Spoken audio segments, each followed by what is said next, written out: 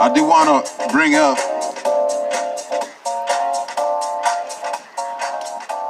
uh, we have with us some important people who are special guests of tonight, and that's we have local families who've lost their loved ones to the police here in Boston.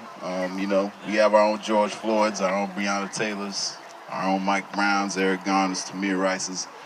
So I just want to bring up to the mic right now to kind of say a few words. We are trying to, that's the one thing I do want to show you. We have this, we got a bucket right here. We are trying to raise some money to help families get to D.C. for the March on Washington, the 57th commemoration of it in 2 weeks, August 28th. August 27th and 28th. We're also going to be marching on the DOJ to demand that all past cases of police brutality be reopened. So please contribute what you can. Every little bit helps. We also have GoFundMe online, so you can find that on the Mass Action website page, maapb.org, and make a contribution that way. So somebody's going to be snaking around here with the bucket. Please contribute when it comes your way. So I don't know. So I want to bring up Millennia. Her son Ross Batista was killed by the Boston police in 2013 in Mattapan. Just if Millennia could come and say a few words.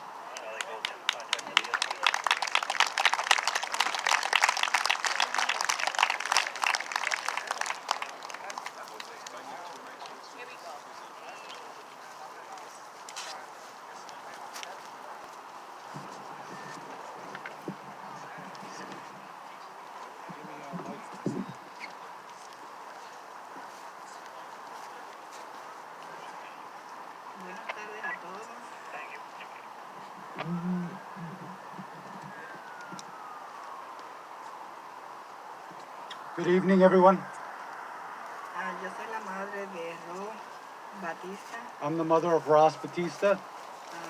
muerto en manos de la policía. He was killed by Boston PD.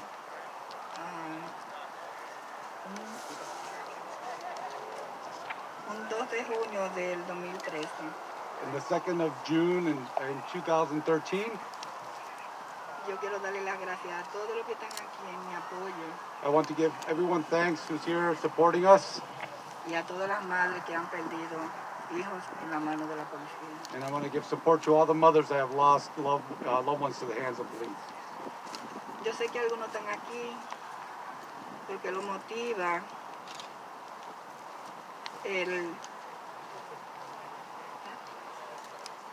sé que algunos están aquí. I know that some of you are here porque lo motiva saber el dolor que lleva una madre. Because you guys are motivated and understand the feelings of the loss by the mothers. Que le quitan un hijo. The ones that have lost a son or a loved one. En la forma que me lo quitaron a mí. And especially in the way that he was taken from me. Algunos le ha tocado de cerca. Some have faced it directly. Y se reúnen en el apoyo. And you look for that support. Quiero decirle las gracias a todos. I really want to thank everyone for their support. Y a los que vienen porque se imaginan el dolor. And those also that can imagine the pain. Decirle que es mucho más difícil de lo que se puede imaginar. I want to let them know that it is the most difficult thing that you can face. Y sin justicia es mucho más difícil. And without justice, it's even harder. Yo le pido que nos sigan apoyando. I ask everyone to keep up supporting us. Porque nuestra voz no se oye. Because our voice is not heard. Le matan a un hijo, cuando la policía mata a un hijo, nuestra voz no se oye. Because when the police kill one of us, our voice is never heard. Y sufrimos. And we suffer. Lo indecible. And it's just unspeakable. Si no tenemos el apoyo de todos ustedes, if we don't have the support of everyone, no vamos a tener justicia nunca. We'll never have justice. Y tener justicia es un logro To have justice is a gain. It's a victory. para que otras madres no sufran lo que yo estoy pasando So that other mothers don't have to suffer the fate that I've had to suffer. y familias no estén destruidas That the families are destroyed como está la mía. like mine. Sin ustedes nosotros no podemos hablar. So, without you here, I can't speak. Yo no quiero cansarlo con una pequeña anécdota. Okay, I want to speak on. Cuando esto pasó en mi familia, When this happened in my family, mi hijo se salió de control y empezó a tomar. one of my children lost control and began to drink. En uno de sus momentos de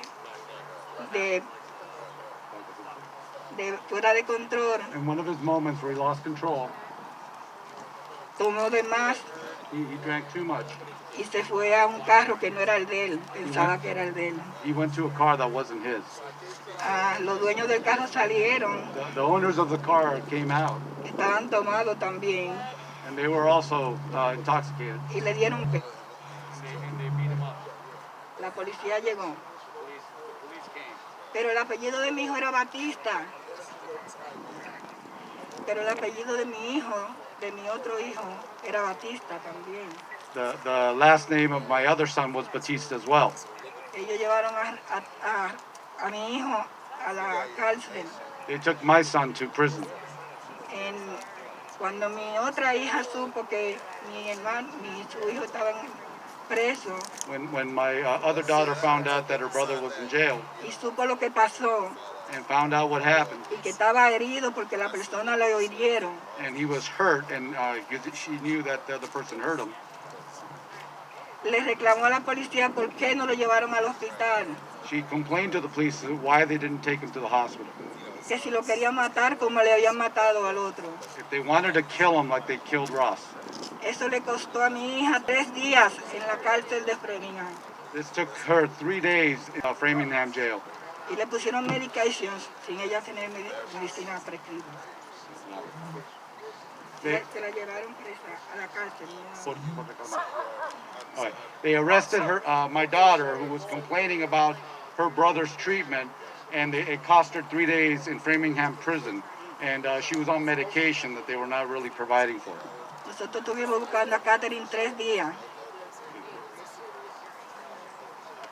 Oh, they didn't know where she was for 3 days. They located her finally. A los 3 días la soltaron de la cárcel de Framingham. After 3 days, they released her from Framingham prison. Después que ellos le pusieron hasta medicina que ella no necesitaba. They actually gave her medication that she didn't actually need, and they released her after 3 days. Ella solo mencionó que si ellos querían matar a su hermano como mataron al otro. And just for mentioning that if they wanted to kill the brother like they did Ross Batista. Esto quiere decir que no tenemos voz That goes to saying that we don't have a voice. después que ellos hacen lo que ellos lo hacen. Después que nos matan a nuestros hijos. And this is after they've already killed one of the family members. Por eso yo le pido That's why I ask everyone su soporte, su ayuda. for your support and help. Y que esto va a ser un logro This will be a gain, a victory para muchas madres que no tienen voz for many mothers that don't have a voice, como no la había tenido yo. like I didn't have. Yo hoy hablo I speak now por ustedes, for everyone porque ustedes me apoyan because you guys support me y porque este grupo también me apoya. and because Mass Action supports me as well. Y si esto no está, no tendremos justicia. And because if this is not happening, we will never have justice. Yo le pido por favor I ask you, please, que su apoyo no termine don't stop supporting hasta que esto se logre. until we win. Gracias. Thank you. Sin justicia no hay paz. Sin justicia no hay paz.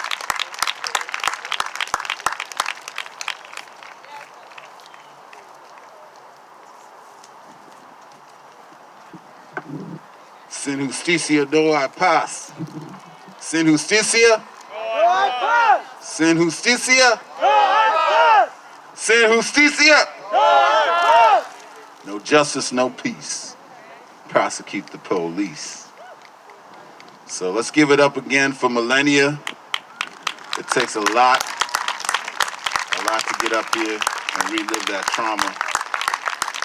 So we really need to salute all these families who are out here speaking, because they're the ones really opening our eyes to what's going on.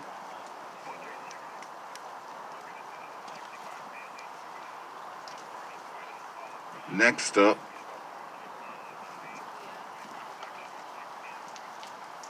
well, actually, we're going to have a little bit more from DJ Cakewalk.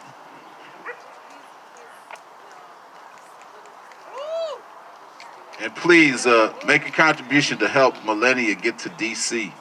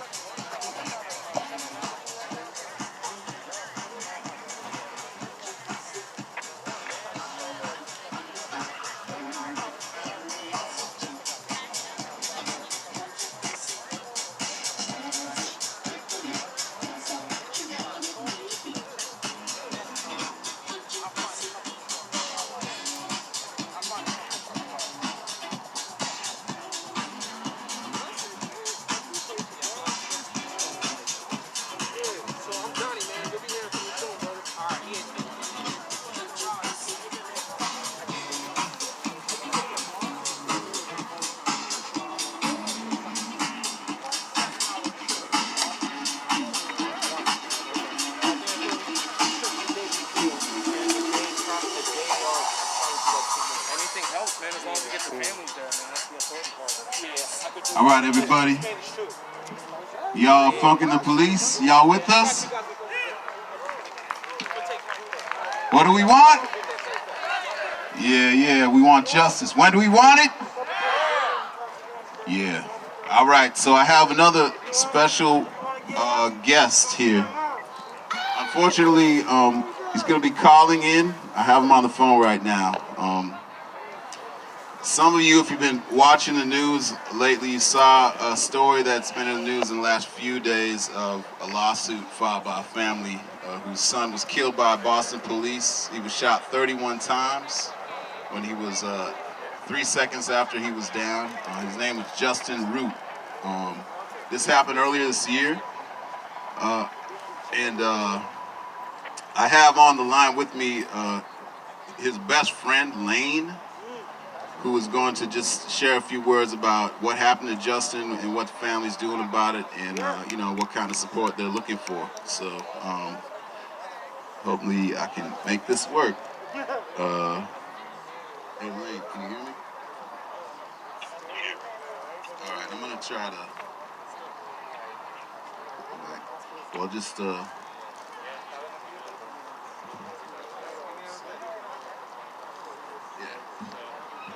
All right, I got you. Can you say a few words right quick? Yeah, I'm trying to get. Hold on 1 second.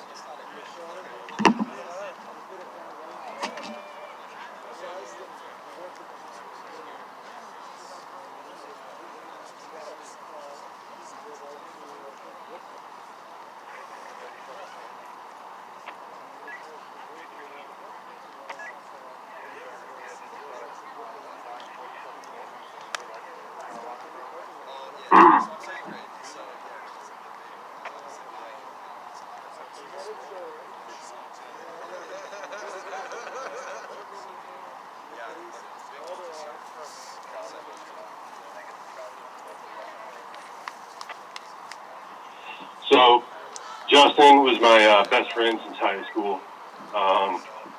Very creative individual. I'm not going to explain how much he meant to everybody because it kind of goes in one ear out the other. Everyone says that he was kind of my moon and stars. You know, made the world kind of magical. He was mentally ill, which didn't show through most of the time. He was on medication, but once in a while, you know, he'd start acting a little off, and he'd go in and get his medication adjusted. Anyway.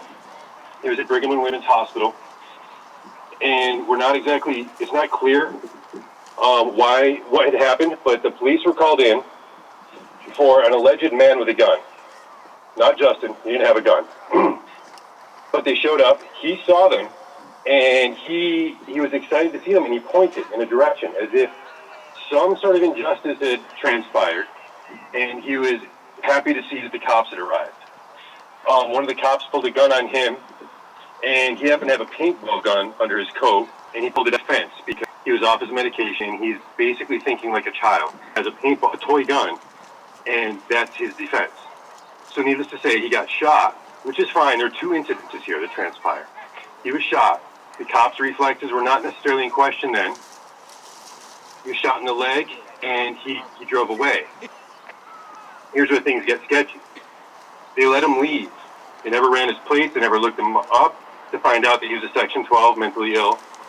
They got to a location where he had crashed his car because he was bleeding out. He was going unconscious. He lost almost 3 liters of blood, more than half the blood in his body, from being shot in the ephemeral artery in his leg. And he passed out on the ground. He was partly conscious. An EMT ran over to him. This is 4 miles away from the first incident at Brigham and Women's Hospital. An EMT ran over to him, cradled him, and the police started yelling at her to step away. And she said, "This man needs an ambulance." They yelled at her to step away. She stepped away. They were standing about 4 feet from Justin at this point, 4 or 5 cops. One of them kicked him to the ground, and they opened fire. And they fired 31 times. Then they said a bunch of profanities, a bunch of very disturbing things, and then they handcuffed him. I mean, he was well gone, obviously, at that point. And then some more things that I can't discuss because there is an open case happened as far as things they'd done with, quote, evidence and things they'd moved around, things they said that weren't true. Out of the 5 cops that were there, 2 of them had turned off their body cams. 2 others didn't put their body cams on, and the 5th one covered her body cam.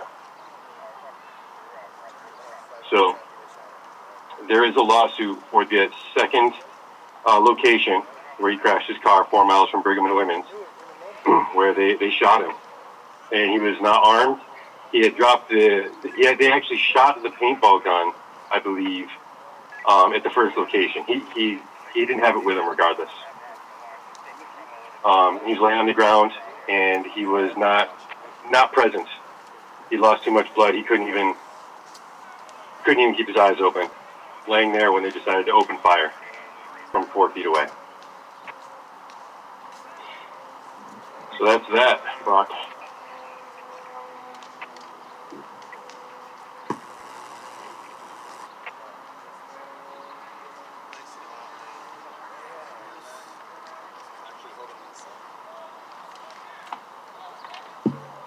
Thank you, Lane, for sharing that. I actually, it turns out I know someone who knew your friend as well. So my condolences to you. And one of the things we are demanding as mass action is that Justin Root's case be reopened. And we'll be looking to working with you all in this fight for justice. So thanks for joining, and you'll be seeing from us.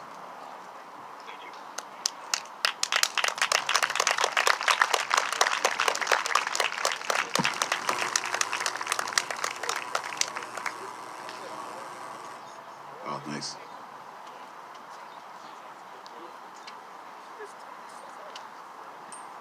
So just on that, mass action, we are fighting for justice for all. And we do intend to take up Justin Root's case here in the city. It's another cover-up, another murder. In this case, the victim was white. But we're not just dealing with the question of racism here. We're dealing with the question of the abuse of power. And it's a threat to everyone. And, it's really, the fight is connected. So we hope to get these families together. We're trying to get them to D.C. as well, the Justin Root family. So please support and please contribute to the bucket when it comes around. And stay tuned for this case. It's really it's hit the news just in the last couple of days. So one more, example of how the Boston police are just like any other police across the country. So I'm gonna bring up next. I want to bring up Ronan, actually, because I think he has some words to share, but also we just want to give you a first-hand kind of feel what's going on, because John, he's one of the members of Mass Action we sent out on the road to do some reporting, and he spent some time in Louisville with the Breonna Taylor family. That we just wanted to speak on that. That's one of the places where they still, to this day, no cops have been charged. And that's why I always say prosecute the police.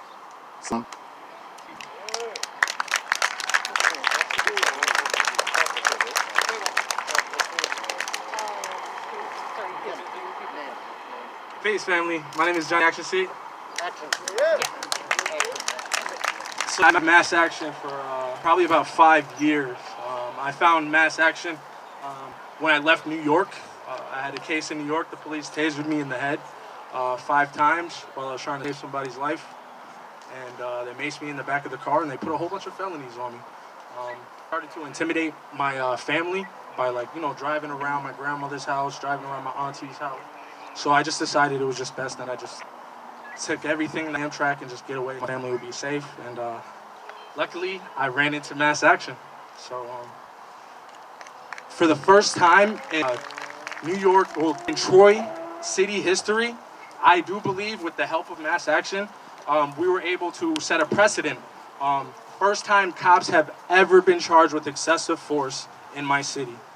And I really accredit that to a lot of the things I learned from Mass Action. Thank you. It was a minor victory. The police are still on the force, but I mean, we set the precedent, so just got to keep on working. Recently, I had the honor. I really consider it an honor to go out on this fact-finding mission. The one that stuck out to me the most was Louisville, and I can fill you in. The night that I got there, one of our allies had been killed. He was filming, just trying to help the community get their voice amplified. His name was Tyler Gert, and I just wanted to say his name because I think that's pretty important. That's one thing I've noticed here in Massachusetts is that we don't break our team up. You know what I mean? We all go at it. We all have a common goal, and we're out here getting it. So Yes, I just really wanted to say rest in power to Tyler Gert from Louisville. He was killed at the Breonna Taylor protest.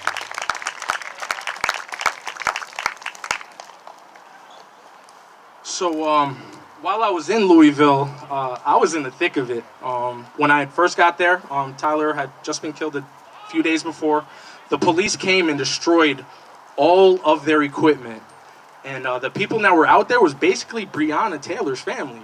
So they took the chance to destroy what these people had. So I did make a donation to the Breonna Taylor family in the name of Mass Action. Brought them some stuff to keep them dry. I mean, they had nothing. I brought some chairs, some food, a little pavilion thing, something like that, a little bigger.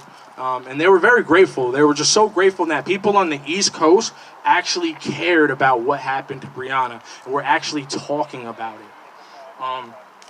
So while I was there, they were all peaceful protests, right? I didn't see anybody agitating the police, but what I did see was massive show of force on behalf of the police.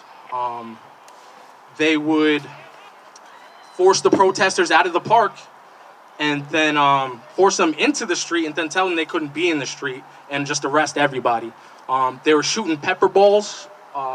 I told them I was a correspondent. I told the police, hey, I'm just recording. And they still decided to shoot at me with pepper balls, these caustic chemicals. But overall, the people in Louisville, I was trying to get them to come to the Mother's March, and they were a little reluctant, and I just couldn't figure out why. And they said that they had been occupying that park for almost 100 days, so that the AG would finally do something.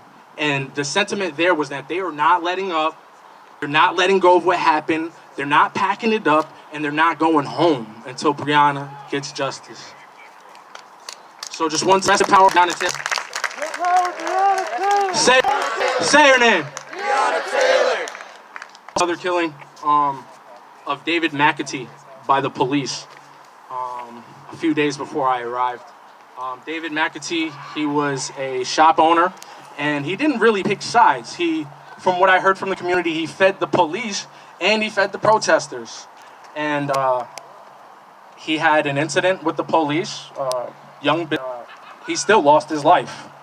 So just one time, I promised the people in Louisville we would say their names. So rest in power, David McAtee. David McAtee. Say his name. David McAtee. Say his name. David McAtee. So, man, I really wish I could describe all the feelings that I had when I was there. I mean, it was hope, utter fear, chaotic, a lot. But overall, the people were unified. The amount of unity I saw in the people feeding people, taking shifts to make sure that they occupied that spot, it was just amazing. However, there have been recent laws passed against the citizens of Louisville, Kentucky, protesting. The recent law that was passed is there's no protesting in the streets, which it's just laws just to stop the voices of this community. And the thing is that's so disheartening to me is when I went out there, it was mostly Breonna Taylor's family. It was cousins, it was sisters, it was friends. You know, the way that they were making it seem in the media was completely, from what I saw, wrong. So, yeah, I also had the honor of going to Milwaukee as well, and it's uncanny because it seemed like Mass Action was there a day after everything would happen. Mass Action was on the scene, and the citizens of Milwaukee had gotten word that there was a child suffering, and the citizens came to that house to ask for questions. The police had been called there numerous times. With the community wasn't happy with the investigation, so they decided to burn the house down, so that child trafficking wouldn't happen in their community anymore. So after that happened, the police responded with even more force. From what I got from the citizens there, they showed up with rubber bullets and were shooting people in the chest and in the face. Kids. There was like a 16-year-old who might end up missing an eye, and they charged him. They charged him. Like, he's facing some serious charges right now, and he had nothing to do. Witnesses saying that he wasn't even there. But overall, what I want to leave you with is everywhere I went, from Chicago to Milwaukee to Louisville, even back to my home in Albany, this fight is not going to end. The people are emboldened now. We all see what's going on. What happened to Ahmaud Arbery? You know what I mean? We see these things. There was just more video footage released of George Floyd, actually showing how callous the system treats us. So, but overall, everywhere I went, this fight is not gonna stop. There doesn't have to be millions and millions of people. Ultimately, we need to get there. But just by the actions of each and every one of you, just by banding together and not letting this get swept under the rug, is where the power's at. So I just really want to take the time to thank all